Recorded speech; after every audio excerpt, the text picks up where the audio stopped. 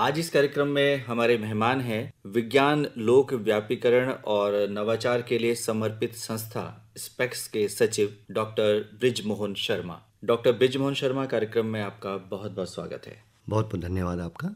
Doctor Brijmohan Sharma, आज़ादी का अमृत महोत्सव चल रहा है और प्रधानमंत्री जी ने कहा है कि हम नए संकल्प लें। जी, नए संकल्पों में हम प्रदूषण मुक्त भारत की बात करते हैं, प्लास्टिक मुक्त भारत की बात करते हैं। जब इस तरह के पदार्थों की बात होती है तो हमारे सामने ई कचरे का नाम आता है। इसकी काफ़ी चर्चा है जी। ये ई कचरा क्या है, थोड़ा हमें बताएं। ई कचरा जो है आम आदमी की भाषा में अगर हम कहें तो जैसे वो मोबाइल यूज करता है तो मोबाइल है, उसमें लगने वाली बैटरी है, उसका चार्जर है, एलईडी बल्ब है, एलईडी ट्यूबलाइट है, आजकल एलईडी टीवी आने लगे, आपके इमरजेंसी लाइट है। ये घरों के बीच में आपको ऐसी बहुत सारी चीज़ें आपको मिल जाएंगी। और सबसे बड़ी बात है, जो सबसे ज़्यादा आज की डेट में न्यूसेंस है वो है बच्चों के इलेक्ट्रॉनिक टॉयज़ जो है। और मेरे हिसाब से तो उसका वेस्टेज ज़्यादा है, क्योंकि वो टॉय एक ही दो बार में यूज़ होता है और सबसे ज़्यादा अगर हमारा वेस्ट में जा रहा है तो वही बच्चों का टॉय ही जा रहा है। तो ये एक आम है। लेकिन अगर हम और आगे बढ़ें तो जैसे कंप्यूटर्स हैं, उनके साथ जितनी भी एसेसरीज हमारी स्टार्ट होती हैं वो हमारे हैं। आपका बैटरी बैकअप करने के लिए हमारे पास है, हमारी सोलर लाइट्स हैं, हमारी एलईडी लाइट्स हैं, स्ट्रीट्स लाइट्स हैं, और ऐसे असंख्य चीज़ें हैं जिनका जो वेस्ट है वो इलेक्ट्रॉनिक कचरा कहलाता है। स्पेक्स संस्था इस दिशा में क्या कार्य कर रही है और कैसे आप इस उद्देश्य के साथ जुड़े कि आप ई कचरे पे काम करें? असल में ऐसा था भारती जी कि हम लोग एक समय 2004 में कौसानी में एक लेक्चर सीरीज कर रहे थे क्लाइमेट चेंज के ऊपर। तो वहाँ एक नवीन चंद सिंह रावत, उसने एक सवाल किया कि जो मिटिगेशन है वो कैसे होगा, क्योंकि वहाँ पे वोल्टेज कम आती थी, 200 वाट का 100 वाट से कम बल्ब जलाते नहीं थे। तो अगर हम ऊर्जा की खपत कम नहीं करेंगे तो क्लाइमेट चेंज मिटिगेशन होगा नहीं। बच्चे के उस सवाल ने हमारे को प्रोवोक किया कि हम एक एलईडी का लैंप बनाएं। और ये वो समय था जब एलईडी जो है बड़ी बड़ी कंपनियां भी कोई यहाँ पर नहीं बनाती थी। हमने 2-3 महीने की मेहनत करके, इनोवेशन करके एक हमने लैंप बनाया 2 वॉट का, जो कि 245 जो है लक्स की रोशनी देता था। पढ़ने के लिए 60-70 लक्स की रोशनी चाहिए। और यहीं से हमारे साथ स्टार्ट हुआ ई कचरा 2004 से ही, क्योंकि अब हम आगे बढ़ने लगे थे। स्पेक्स ने अभी तक जो है इसमें एक इनोवेशन और भी की थी, क्योंकि एलईडी बल्ब साइंटिस्ट ने इसलिए बनाया था कि वो रिपेयर हो सकता है। अभी तक कोई बल्ब रिपेयर नहीं हो सकता था, लेकिन ये रिपेयर हो सकता है। तो ई कचरे को अगर आप मिनिमाइज करते हैं तो वो सबसे अच्छा, आपका पैसा भी बचता है, पर्यावरण भी बचता है, आप क्लाइमेट मिटिगेशन में भी चले जाते हैं, और साथ के साथ जो है जो होलिस्टिक अगर इकोनॉमिक डेवलपमेंट है उसमें भी आपका रोल होता है। और यही एक घटना थी जिसने हमें इसमें प्रोवोक किया। उसके बाद हम लोग लगातार काम करते रहे। हमने कैदियों को भी ट्रेनिंग दिया एलईडी बल्ब बनाने का, लोगों को भी ट्रेनिंग दिया, और ज़्यादातर ट्रेनिंग के साथ साथ हम बनाने के साथ साथ हम उनको रिपेयर करना भी सिखाते थे। एक बल्ब जो है 60 ग्राम का होता है, अगर हम उसे वेस्ट कर देते हैं तो 60 ग्राम वेस्ट जो है उसमें जाता है डस्टबिन में, और साथ के साथ hazards chemical, toxic chemical, carcinogenic chemicals भी उसमें चले जाते हैं। लेकिन अगर हम उसको रिपेयर कर लेते हैं, रिपेयर की जो मैक्सिमम कॉस्ट है वो 17 रुपए से ज्यादा नहीं आती। 100 रुपए का बल्ब है, 17 रुपए रिपाया, फिर वो आराम से लंबा चलेगा। और उसमें क्या है, 17 रुपए किसने कमाए? जिसने उसको रिपेयर किया। और 83 रुपीज किसके बचे? कस्टमर के। और पर्यावरण के लिए क्या बचा कि 60 ग्राम इलेक्ट्रॉनिक वेस्ट उसमें नहीं गया। तो मिनिमाइजेशन एक ऐसी चाबी है जिससे हम इलेक्ट्रॉनिक वेस्ट के कचरे को पर्यावरण में जाने से बचा सकते हैं। बड़े विस्तार से आपने बताया और हमारे श्रोताओं ने ये समझा भी होगा। लेकिन अगर हम मोबाइल की बैटरीज की बात करें, हाँ जी, तो इसको हम किस तरह से डिस्पोज कर सकते हैं सुरक्षित तरीके से? बहुत अच्छा प्रश्न है ये, और इसके बारे में थोड़ी नॉलेज कम है, कंपनीज भी नहीं बताती हैं। बैटरी जब तक पूरी डिस्चार्ज ना हो जाए आप उसे प्लीज चार्ज ना करें। उसमें होता क्या है कि अभी मतलब मान लीजिए उसमें 5 सेल हैं, हमने 2 सेल खाली हुए, हमने फिर उसको रिचार्ज कर दिया तो बाकी के 3 सेल डेड होते चले जाए। तो हमें ये करना चाहिए। अभी हम जो प्रोसेस सीख रहे हैं, यूनिडो करके एक ऑर्गेनाइजेशन है यूनाइटेड नेशन की, उसमें किसी ने एक प्रोजेक्ट दिया है कि अगर किसी बैटरी में 1 सेल भी बचा है तो उसको भी कैसे यूज कर सकते हैं। हम उनके साथ कोलैबोरेट कर रहे हैं। तो बैटरी के मामले में आप ये ध्यान रखिए, ये आपका नुकसान है। अगर मान लीजिए 2 बैटरी खाली हुई, आपने कहा कि ये तो स्लो चार्ज हो रहा है, नहीं कर रहा है काम, नहीं, उसे फेंकिए मत। आप हमारे पास ले आइए या किसी एक्सपर्ट को दिखाइए तो आप पाएंगे कि उसमें 3 बैटरीज बची हैं। हम उनको बाईपास कर देंगे तो 3 बैटरीज आपके लिए काम करेंगी। वो पूरी तरह से खत्म नहीं हुआ, और उसी की वजह से आप उसको अगर कूड़ेदान में या बिन में फेंक देते या कहीं पे भी फेंक देते तो उससे पर्यावरण का नुकसान तो है ही है, आपकी जेब का भी नुकसान है। अगर आप देखें कि पुराने जैसे स्कूटर होते थे 20-20 साल चले, मेरी मोटरसाइकिल जो है 35 साल चली, हम उसको रिपेयर कराते थे। प्लीज इलेक्ट्रॉनिक का जो भी सामान खराब हो उसको रिपेयर कराने की आदत डालें। डॉक्टर शर्मा, हम देखते हैं कि मोबाइल्स भी लगातार नई तकनीक के साथ आ रहे हैं और हर व्यक्ति एक शौक भी उसका हो गया, स्टेटस सिंबल भी हो गया कि नया से नया मोबाइल फ़ोन, नई कंपनी का मोबाइल फ़ोन वो अपने पास रखे। पुराना वाला चल भी रहा होता है तो भी उसको हम वेस्ट में डाल देते हैं जी। तो ये कितना उचित है और उसका भी जो है डिस्पोजल किस तरह से किया जाना चाहिए यदि हम उस मोबाइल को प्रयोग में नहीं ला रहे हैं? वैसे तो किसी भी मोबाइल कंपनी का जो है ये दायित्व है कि वो पुराने मोबाइल को वापस ले और उसको प्रॉपरली डिस्पोज ऑफ करें। तो अगर आप बिल्कुल सेफ चाहते हैं तो आप उसमें कर सकते हैं कि आप उस कंपनी को ही वापस कर दें मोबाइल। उनके यहाँ एक डस्टबिन भी लगा होता है कि पुराने मोबाइल उसमें डाल दीजिए, वो आपका उसमें हो जाएगा। लेकिन अगर आप ये नहीं करना चाहते तो मैं आपको बताऊं, बाजार में आपका पुराना मोबाइल बिक जाता है, उसके पार्ट्स बिक जाते हैं, वो पैसा है, कॉस्ट है उसकी। तो ऐसा नहीं है, मान लीजिए आपका 5,000 का मोबाइल था, आपका मोबाइल खराब हो गया। यहाँ से करके बहुत सारे मार्ट हैं जहाँ पे बच्चे काम करते हैं, बहुत सारे अनपढ़ बच्चे भी काम करते हैं। अगर आप उनको देंगे तो फिर भी वो 500 रुपये आपको दे देगा। एक तो आपने सही हाथों में अपना वेस्ट दिया, साथ के साथ आपको उसका कुछ पैसा भी मिल गया। तो ये आप जरूर ध्यान रखिएगा कि पुराने मोबाइल को आप ऐसे ही ना फेंकें, या तो कंपनी को वॉलंटियर कर दें, वापस कर दें, या किसी जो मोबाइल रिपेयर करते हैं उनको अगर बेच देंगे तो वो कुछ ना कुछ पैसे भी आपको देगा। इसी तरह से चार्जर भी बहुत एक्सक्लूसिव होते हैं। हाँ जी। और दूसरे मोबाइल पे वो प्रयोग में हम ला ही नहीं सकते। हाँ जी, हाँ जी। तो ऐसे में घर में चार्जर की संख्या भी बढ़ गई है। जी जी। इसको कैसे मिनिमाइज किया जा सकता है? चार्जर तो रिपेयरेबल है, 100% रिपेयरेबल है चार्जर अगर आपको कहीं रिपेयर नहीं हो रहा तो आप स्पेक्स में आ जाइए। हम लोगों ने 65 इस तरह के सेंटर्स देहरादून में बनाए हैं, उसकी एक लिस्ट है हमारे पास, यूकॉस की साइट पे भी लगी है, स्पेक्स की साइट पे भी लगी है। अपने नजदीकी सेंटर पे जाके उस चार्जर को दे दीजिए, वो रिपेयर करा के नेक्स्ट डे आपको दे देगा और मिनिमम कॉस्ट में रिपेयर हो जाता है। आजकल देखिए 500 रुपए, 700 रुपए, 400 रुपए के इतने महंगे चार्जर आते हैं जो 50 रुपए, 60 रुपए में आपका ठीक हो जाता है। उसमें सिर्फ सर्किट में होता क्या है कि डायोड या रेजिस्टेंस आपका फूकेगा या कैपेसिटर चला जाएगा, उसके अलावा कुछ जाता नहीं है। तो वो रिपेयरेबल है, आप उसमें कहीं चेक मत करिए, उसको वेस्ट मत करिए। दूसरी बात है, अगर उसमें जो वायर लगा है, मान लीजिए एग्जांपल है आपका चार्जर खराब है और जो चार्जर के जो सर्किट है उसकी जो कैप है वो ड्यूरेबल है, वो कहीं खराब होती है, उसका चार्जर का जो है सर्किट भी मिल जाता है। आप चाहे तो डायरेक्ट अपने आप भी लगा सकते हो, अपने आप भी जोड़ सकते हैं। और ये एक डू इट योरसेल्फ करके एक अच्छी एक्टिविटी भी आपकी और आपके बच्चे के लिए हो सकती है। डॉक्टर शर्मा, अब हम बात करते हैं कि ई कचरा प्रबंधन के लिए जो परियोजना चल रही है और यूकॉस्ट के साथ आप कोलैबोरेशन में हैं, इसको थोड़ा विस्तार से बताएं। जब ये ई कचरे की समस्या थोड़ी सी हमारे लिए भी आने लगी कि हम कैसे इसको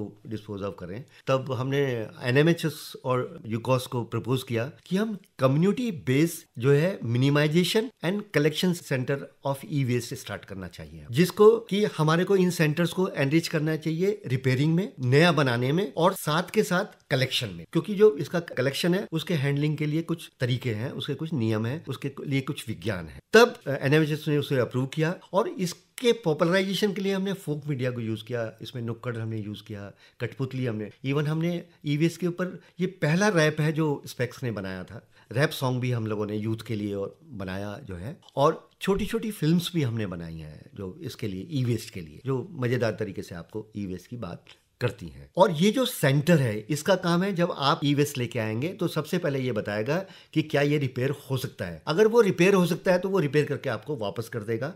अगर रिपेयर नहीं हो सकता है तब आपको बताएगा कि आप ये वॉलंटरली हमें दे सकते हैं, या किसी जो मोबाइल रिपेयरिंग करते हैं उनको देकर कुछ पैसा अर्न कर सकते हैं। तीसरा ये था कि ये नई चीजें भी बनाएंगे, जैसे चार्जर भी नया बना के आपको दे देंगे, आपको बल्ब भी। अब जैसे ये हमारे सेंटर्स बल्ब कितने में दे रहे हैं, एलईडी 65 रुपए में, जबकि बाजार में अगर देखेंगे तो 100 रुपए से कम बल्ब अवेलेबल नहीं है। इसमें कुछ आय वेस्ट सेंटर की हो जाती है, कुछ जो है आपकी जो बल्ब बनाती है महिलाएं उनकी हो जाती है, और साथ के साथ जो हमारा कस्टमर है उसको भी अच्छी खासी 20-25-30% जो है प्रॉफिट हो जाता है, क्योंकि उसको सस्ता मिल गया। साथ के साथ उसका रिपेयरिंग सेंटर बराबर में है, तो उसको ये चिंता करने की जरूरत नहीं है कि अगर बल्ब खराब हुआ। और हम जितने भी बल्ब दे रहे हैं, स्पेक्स ने एक फ्यूज बनाया था ₹1.38 का, आज से 6 साल पहले, जो कि अगर आप उस फ्यूज को अपने बल्ब में लगा लें तो आपका बल्ब खराब नहीं होगा, सिर्फ ये फ्यूज खराब होगा और ये फ्यूज आप दोबारा लगा सकते हैं। हमने लगभग 2.5 लाख बल्ब्स में और 327 गांवों में उत्तराखंड के ये फ्यूज लगाया है, और वहां के ही लोगों को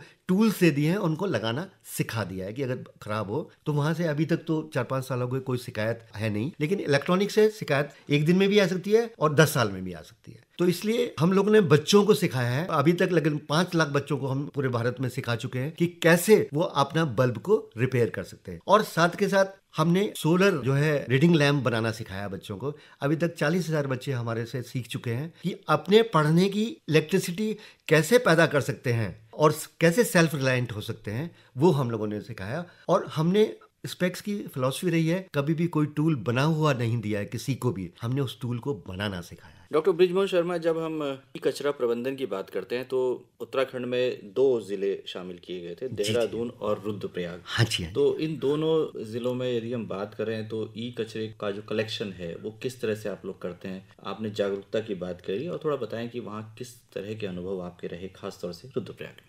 हम लोगों ने देहरादून और रुद्रप्रयाग में जो है ये ई वेस्ट कलेक्शन सेंटर बनाए हैं, और ये टोटल कम्युनिटी बेस्ड ई वेस्ट कलेक्शन सेंटर, जहाँ पे नया बल्ब बनाने से लेके पुराना बल्ब रिपेयर होना, आपका मोबाइल चार्जर रिपेयर होना। अब हमने मोबाइल रिपेयरिंग की भी इनको फर्स्ट फेज की ट्रेनिंग करा दी है कि बेसिक जेट कैसे बदलेंगे, स्क्रीन कैसे बदलेंगे। आप देखेंगे एक एक स्क्रीन बदलने में 3-3, 4-4 हज़ार रुपये खर्च हो जाते हैं, लेकिन हम उनको सस्ता तरीका बताया कि कैसे स्क्रीन वगैरह भी बदल। इसी तरह से डोईवाला में 3 सेंटर्स बनाए हैं, सैसूर में 3 बनाए हैं हम लोगों ने, देहरादून में 65 सेंटर्स हैं, लगभग 65 वार्ड में हम उपस्थित हैं। विकासनगर में 2 बनाए हैं हम लोगों ने, चकरौता, रायपुर और कालसी में हम बनाने जा रहे हैं विद इन 2 मंथ्स। और ये सेंटर इफेक्टिवली काम कर रहे हैं। कुछ सेंटर्स पे ई वेस्ट कलेक्शन ज़्यादा आ रहा है, जैसे मैं आपको बताऊं रेस्केम में आशीष जी हैं, उनके यहाँ से लगभग 12 किलो आया है। इंदिरा नगर से अभी तक जो है हमारे को 7.5 किलो मिला है। एक नीतू वालिया जी हैं हमारी पटेल नगर में, उनके यहाँ से 22 किलो मिला है। इस सीरीज में चाहे किसी के यहाँ से 1 किलो मिल रहा है या आधा किलो मिल रहा है कचरा, लेकिन उस कचरे का भी सेग्रीगेशन करने के बाद हम क्या करते हैं, ये देखते हैं कि क्या उसमें कुछ और रिपेयरेबल है। एक्सपर्ट्स की मदद लेते हैं, अगर रिपेयरेबल होता है तो उस सेंटर्स को हम वापस कर देते हैं कि तुम इसको रीसेल कर लो। और उनको ये भी कहा है कि कबाड़ी के यहाँ अगर कई बार होता है, कबाड़ी के पास बहुत सारे बल्ब आ जाते हैं, हमने कबाड़ियों से भी अलायंस किया है कि अगर आपके पास बल्ब आते हैं खराब तो कृपया करके हमें बेच दीजिए। तो 10-15 रुपए में हमें बल्ब बेच देते हैं, हम उसका सर्किट वगैरह बदल के वो हमारे को 35 रुपए का बल्ब बन जाता है। 50 रुपए का ये सेंटर सेकंड हैंड बल्ब करके बेच देते हैं, जिसमें कि 1 साल की गारंटी साथ के साथ रहती है। तो ये आय के साधन भी बन सकते हैं। हाँ। अब जानना चाहेंगे आपसे कि जब आप सेग्रीगेशन की बात कर रहे हैं, हम देखते हैं कि नगर निगम की गाड़ियां भी आती हैं और वो कूड़े को एकत्र करती हैं। जी। लेकिन उसमें हर तरह का कूड़ा रहता है। जी। तो क्या कूड़े को जलाना, और यदि उसमें इलेक्ट्रॉनिक कचरा है, वो पर्यावरण के लिए, मानव स्वास्थ्य के लिए हानिकारक हो सकता है? मानव नहीं, बल्कि अगर आप जो है आसपास हैं तो आपको तीक्ष्ण गैसें लग के बेहोश भी हो सकते हैं, आपके दिमाग पे भी असर आ सकता है। पर्यावरण के लिए तो नुकसान है ही है, क्योंकि उसमें टॉक्सिक और कार्सिनोजेनिक केमिकल्स हैं उसके अंदर। उसको रिसाइकिल करने का एक तरीका है। आपको बताऊं कि पूरे भारत में जो है भारत सरकार ने ऐसी फैक्ट्रीज बनाई हैं जहां पर ही केवल इलेक्ट्रॉनिक कचरे का रिसाइकिल हो सकता है। ऐसे मिक्स अवस्था में उसको जला नहीं सकते, जलाना भी नहीं चाहिए। इवन प्लास्टिक को भी नहीं जलाना चाहिए, क्योंकि अगर उसमें डिग्रेडेबल और प्लास्टिक को एक साथ जलाते हैं तो हेलो गैसेज होती हैं, वो एनवायरनमेंट को बहुत नुकसान देती है। इवन यूवी जो लेयर है हमारी, उसको भी पेनिट्रेट करती है, उसको भी तोड़ने का काम करती हैं। तो वो बहुत तीक्ष्ण नुकसान है। और उसके आसपास जितने भी छोटे छोटे जीवाणु हैं, कीटाणु हैं, सूक्ष्म जीवाणु हैं, पक्षी हैं, इन सब को तो कई जगह तो खत्म ही हो जाता है। तो इसलिए इनको जलाना तो इलाज है ही नहीं। इसमें सरकार और आपकी जैसी संस्थाएं लगातार लोगों को जागरूक करने का प्रयास कर रही हैं जी।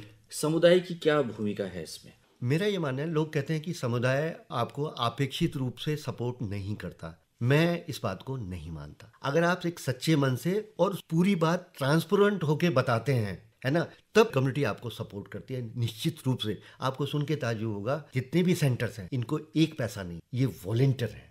हमने सिर्फ इनको ट्रेनिंग दी है और इनको टूल्स दिए हैं। अब जो नए बनाते हैं उसका रॉ मटेरियल स्वयं खरीदते हैं और प्रॉफिट भी स्वयं ही कमाते हैं। ये सब वॉलंटियर हैं। लगभग 100 के करीब ऐसे फैमिलीज हैं जो ये वॉलंटियर कर रही हैं पूरे दोनों जिले में, और पूरा सपोर्ट है इनका। कोई भी दिक्कत आती है फोन से बात कर ले। मान लीजिए कहीं रिपेयरिंग में दिक्कत आई, व्हाट्सएप कॉल किया, उन्होंने हमसे पूछा भैया ये ऐसे नहीं जल रहा, तो उसको बता दिया कि ऐसे नहीं, ऐसे कर लो, अभी देखो ठीक हो जाएगा। दूसरा है कि ये सेंटर्स ने छोटे छोटे टारगेट दिए हैं हमने उन्हें। अभी दिवाली आने वाली है, अभी लड़ियां बना रहे हैं, सस्ती लड़ियां बनाएंगे, उसको बेचेंगे, साथ के साथ पुरानी लड़ियों को ठीक करेंगे, दोनों तरफ से आय कमाएंगे। अब होली आएगी तो ये नेचुरल कलर्स बनाएंगे, फूलों से सब्जियों से रंग बनते हैं, उनको बेचेंगे। हम चाहते हैं कि ये सेंटर्स हैपनिंग सेंटर हो। कुछ सेंटर है भाई अभी हमारे राखी बना रहे हैं, वो राखी बेचेंगे। तो ये सेंटर हैपनिंग सेंटर में कन्वर्ट करना चाहते हैं, क्योंकि अगर आय रहेगी तो इलेक्ट्रॉनिक वेस्ट को वो कलेक्ट करते रहेंगे, वरना दुकान बंद करके चले जाएंगे। डॉक्टर शर्मा, अब एक बार पुनः ई कचरे पर ही आते हैं। इस परियोजना के तहत 2 जिलों को शामिल किया गया था, जी जी जी। गढ़वाल के। हाँ जी। क्या भविष्य में संपूर्ण उत्तराखंड को शामिल करने की परियोजना है? हमारी तो निश्चित रूप से है कि हम धीरे धीरे अपने जो वॉलेंटियर्स हैं और जिलों में भी बात कर रहे हैं। और अभी हम लोगों ने जो है एक आशीष गर्ग जी हैं, उनके साथ मिलके एक बैटरी गुल्लक का भी जो है हम लोगों ने बच्चों के लिए कैंपेन स्टार्ट किया है कि जैसे घर में जो सेल होते हैं उसकी बच्चे गुल्लक बनाएं और अपने स्कूल में जमा कर दें, तो हम उस स्कूल से कलेक्ट कर लेंगे और उसको रिसाइकलिंग कंपनी के लिए भेज दें। मेरा ये कहना है कि अगर हम छोटी छोटी हैबिट्स को कैंपेन के रूप में इनकलकेट करें बच्चों के बीच में, महिलाओं के बीच में, तो निश्चित रूप से जो है इसके परिणाम हमको मिलेंगे ही और सुखद परिणाम मिलेंगे। तो हमारा जो कॉस्ट को भी एनएमएचएस को भी यही रहेगा कि ये पायलट परियोजना थी और पायलट परियोजना में सक्सेस 100% कभी नहीं मिलती, लेकिन इसमें एक अच्छी शुरुआत हमने की है। और इसमें अगर आप हमारे ई वेस्ट कलेक्शन सेंटर से बात करेंगे तो कोरोना में भी उन्होंने रिपेयर करके पैसे कमाए हैं, आय बढ़ाई है, तो और जिलों के लिए भी ये प्रेरणा का कारण बनेंगे। और हमारे जिलों में एलईडी बल्ब की आप समझिए हर जिले में 1 करोड़ बल्ब की जो है ज़रूरत है। अगर ये सेंटर्स बनाएं 1 करोड़ बल्ब, एक बल्ब पे जो है 25 रुपये बचता है, तो एक डिस्ट्रिक्ट में 25 करोड़ की आय का संसाधन है हमारे पास। तो मैं समझता हूँ कि भविष्य उज्जवल है और सुनहरा है। तो अंत में हमारे श्रोताओं से क्या कहेंगे आप? दोस्तों, प्यार से सुन लीजिए, चाहे गुस्से से सुन लीजिए, नाराजगी से सुन लीजिए, हंस के सुन लीजिए, गा के सुन लीजिए, कैसे भी सुन लीजिए। अपने इलेक्ट्रॉनिक वेस्ट को रिपेयर कराने की पहले इंश्योर करिए। 1, दोबारा अगर वो रिपेयर नहीं होता है तो आप किसी ऐसे ही सेंटर्स को उसको डोनेट कर दें जिससे कि आप पर्यावरण बचा सके, क्योंकि पर्यावरण में जो भी अशुद्धि आप फैलाएंगे वो लौट कर वापस आपको ही मिलने वाली है, आपके लिए ही नुकसान देने वाली है, आपके परिवार को भी नुकसान देने वाली है। हेल्थ के रूप में हो, पर्यावरण के रूप में हो, पानी की गंदगी के रूप में हो, मिट्टी की गंदगी के रूप में हो, किसी भी रूप में। तो डॉक्टर बृजमोहन शर्मा, आज आपने स्पेक्स संस्था द्वारा ई कचरा प्रबंधन में निभाई जा रही भूमिका के बारे में हमारे श्रोताओं को बहुत ही महत्वपूर्ण जानकारी दी और आपने लोगों को प्रेरित भी किया, जागरूक भी किया कि ई वेस्ट लौट कर हमारे पास ही आता है और वो हमारे पर्यावरण के लिए बहुत खतरनाक है, तो उसका सही से निस्तारण बहुत ज़रूरी है। डॉक्टर शर्मा, आप इस कार्यक्रम में आए, आपका बहुत बहुत आभार, बहुत बहुत धन्यवाद।